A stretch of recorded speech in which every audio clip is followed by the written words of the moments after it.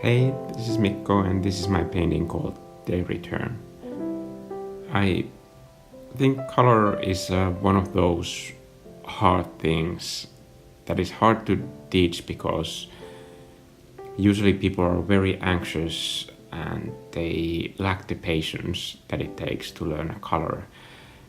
And I say one color because learning all the colors at once, it's just not possible.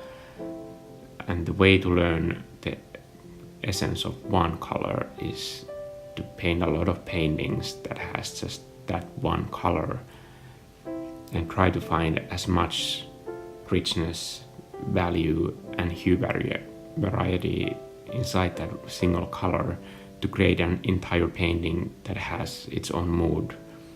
And that's the way you learn the kind of how the saturation of that color works, where to use the saturation and when to hold back. I think teaching restraint is really hard because it's something each student has to kind of learn on their own, because when you go for the full saturation colors right away, you don't have that kind of leeway to push the painting, especially in the later editing phase. And I'm saying this for this painting because, as you've probably already seen the result, this is a quite saturated painting. So I just wanted to show you the process of how I got there. When I was painting it, I purposefully used these very low saturation colors. It's very muddy, brown, even the highest highlights, the yellows, they're kind of toned down here. But that gives me more wiggle room in the later editing phase.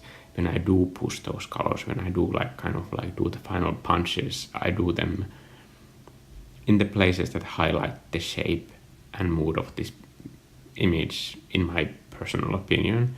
And that gives me the opportunity to do so, to just hold out throughout this entire process until that last second.